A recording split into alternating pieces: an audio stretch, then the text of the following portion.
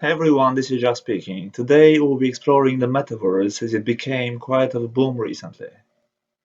But before this, let me tell you about the cryptocurrency we have been populating. Its name is Block Mason Credit Protocol, or BCPT for short. If you don't know anything about what we managed to achieve with the currency, simply watch the channel's trailer video so you can understand what's the idea behind it and probably even join us on it. Now back to Metaverse. Imagine for a moment being in a complex mix of a virtual and augmented reality world, something similar to the movie Ready Player One, if you have watched it, of course. I'm sure most of you knows what virtual reality is, so I'll only explain what augmented reality is. In short, augmented reality, or AR, is an enhanced version of the real physical world that is achieved through the use of digital visual elements, sound, and other sensory stimuli delivered by technology. It is a growing trend among companies involved in mobile computing and business applications in particular. This is me trying a virtual reality headset a while ago developed by Oculus. The red one and blue one. Yeah.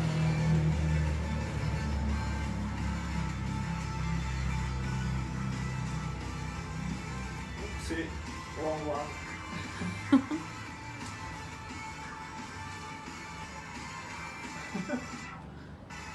What was that? And so when things come flying towards you, you have to move. Like, Do I have to go down? yeah. So sometimes you have to duck. see. Sometimes you have to.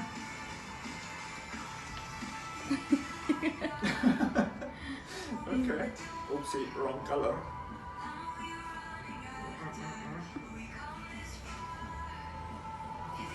That's hard. Yeah. Okay.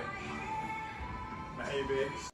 Well, I was not in Metaverse, but this is not the point. I was playing some virtual reality game for the first time, which is why I was so inadequate, not knowing what I'm supposed to do. The point is that with all these technologies being progressively developed in recent years, we're able to escape the harsh reality and live a virtual reality life as well, and be able to do a lot of things, including working in it from the comfort of our home, or at least the job positions which can be recreated in the metaverse. We can decorate somebody's house from a distance, so you still need decorators like me. Imagine you put your glasses on or your headset and you're immediately in your virtually recreated office with all of your colleagues, your boss, etc. And all that from the comfort of your home without even the need of you to change or do your hair or your makeup or even travel to work. No more waste of time being stuck in traffic for ages until you finally get to the office. Or being upset with cancelled trains or buses in case you use public transport like me, which will lead to you being late and apologizing to your boss like a little girl. Oh, I don't know about you, but I compensate my clients with the exact same amount of time I was being late with, so I keep it as fair as possible. Plus, I have a really hard time waking up, so being late for work is a quite often event for me.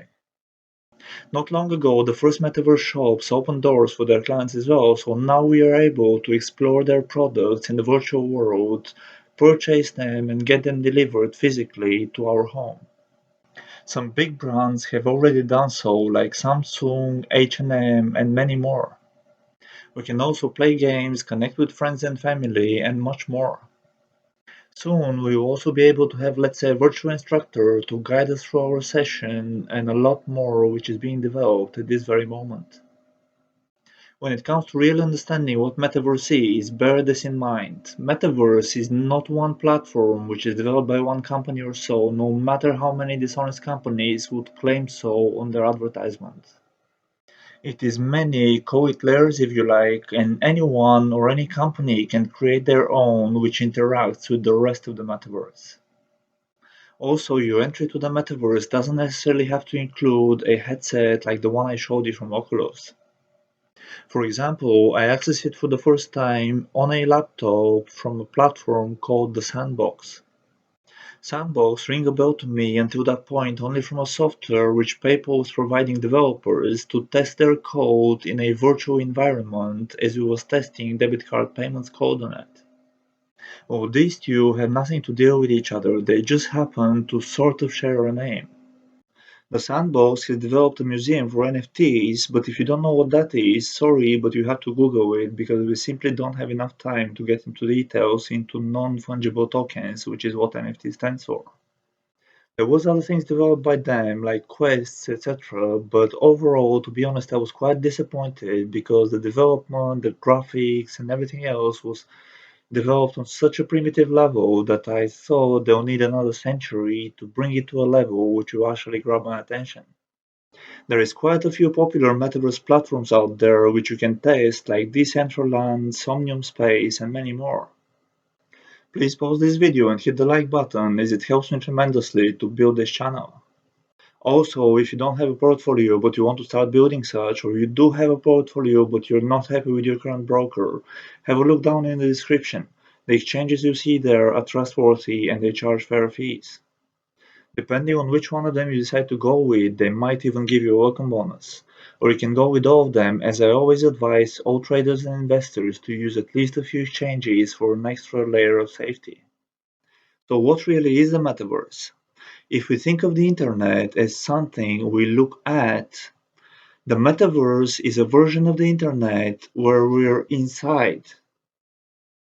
The idea is that we experience the metaverse as an avatar, a virtual version of ourselves which we control as we explore it. And that avatar is not necessarily going to have your gender or even a human form. We will be able to be whoever or whatever we want to be, from a robot to a dinosaur or even a cartoon character if you like.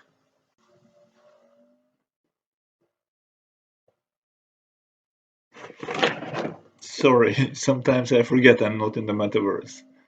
Recently, there has been some craze about buying land in several metaverse platforms. People were spending some insane amounts of money as land happened to be limited, which gave it its high intrinsic value.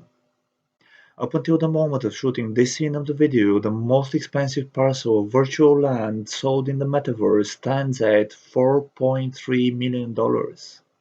Yep, you heard it right, 4.3 million. And when you have real estate, no matter that it's virtual, you have real estate companies and real estate development companies. The purchase was made on the Sandbox by Janine Yario's virtual real estate development company called Republic Real. Enough unreal real estate. Blockchain technology is the key to these platforms, and many of them even have their own cryptocurrency in circulation. For example, the Sandbox's native cryptocurrency carries their name, Decentraland's one carries their name as well, and so on. At this point, it became clear that the metaverse is the future of internet, as the cryptocurrencies are the future of payments, and they both have some serious advantages over their predecessors. Of course, like with everything else new, there is always going to be skeptics and critics who would always find something negative to say simply because they fail to understand the concepts or they just fail to adapt as easily as others to innovations. Thank you all for watching this video. Don't forget to subscribe if you haven't done it yet, and I'll see you next time. What's going on, everybody? So I got my alter ego finished. And his name is Blue. And for the mocap geeks out there, he's set up with the usual recipe of XNs for the body capture,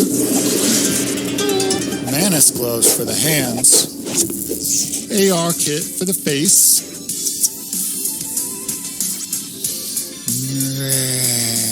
and it's all happening right here within the Unreal Engine.